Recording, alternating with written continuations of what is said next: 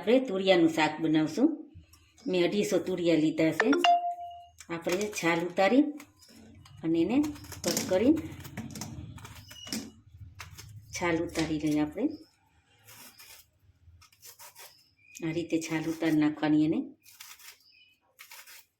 એ રીતે બધાની આવી રીતે છાલ આપણે ઉતારી નાખશું. આપણે છાલ ઉતારી લીધી.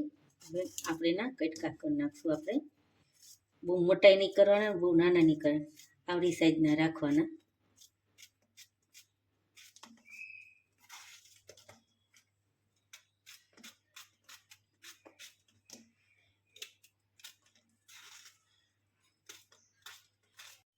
હવે આપણે બધા એવી રીતે સુધારી નાખશું.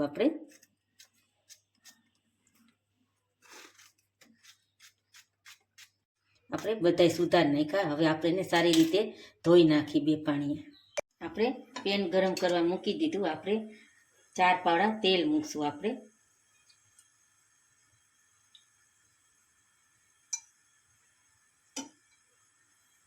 હવે આપણે જીરું નાખશું 1 ચમચી.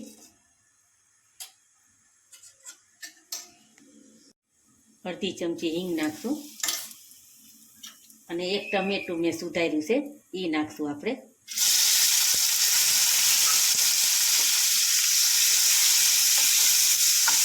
થોડીક ચડવા દઈશું. આપણે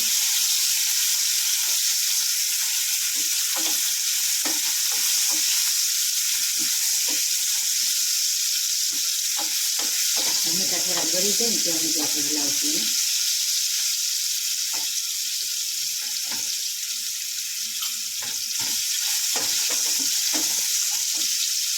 મેં લસણની પેસ્ટ બનાવી છે. મરચું નાખી એ નાખશું.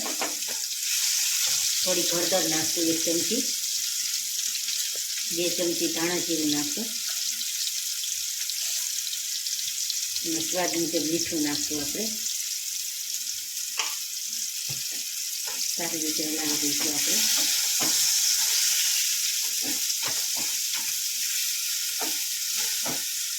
મેં તુરિયા ધોઈ નાખ્યા છે 2 પાણી એ નાખશું. આપણે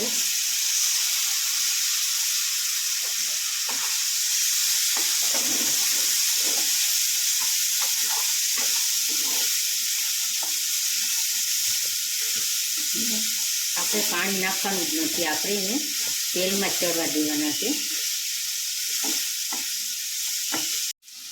આપણે હવે એને ઢાંકીને તેલમાં ચડવા દઈશું. આપણે 5-10 મિનિટ. આપણે તુરિયાના શાકનો મસાલો બનાવશું.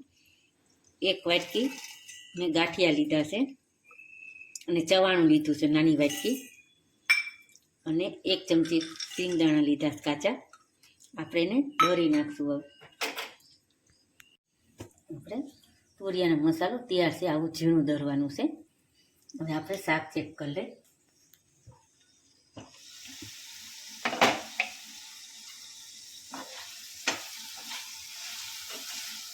હજી થોડીક વાર રહેવા દેવું પડશે એટલે પાણી છોડશે. હજી 5-10 મિનિટ. હવે આપણે શાક ચેક કરી લઈએ.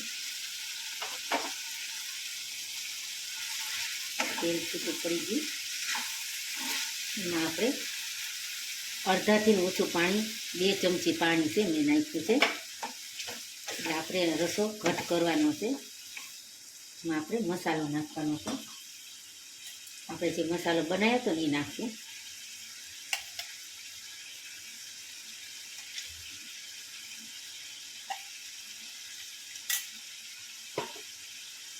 હલાવી નાખશું સારી રીતે.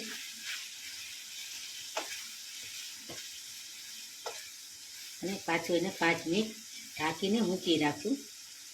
ત્યાં તેલ છૂટું પડી જાય 5 મિનિટ ઢાંકીને રાખશું. હવે આપણે ચેક કરી લઈએ. 5 મિનિટ થઈ ગઈ. હવે આપણું તેલ છૂટું પડી ગયું એટલે આપણું શાક તૈયાર છે.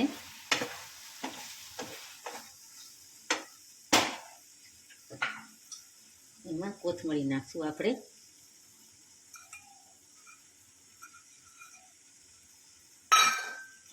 અને હવે આપણે સર્વ કરશું. ગેસ કરી દઈશું બંધ. આપણું તુરિયાનું શાક રેડી છે. તમે જરૂરથી ને એક વખત ટ્રાય કરજો મારી રીત. તો તમને મારો વિડીયો કેવો લાગ્યો તો લાઈક કરજો, શેર કરજો, સબસ્ક્રાઈબ કરજો.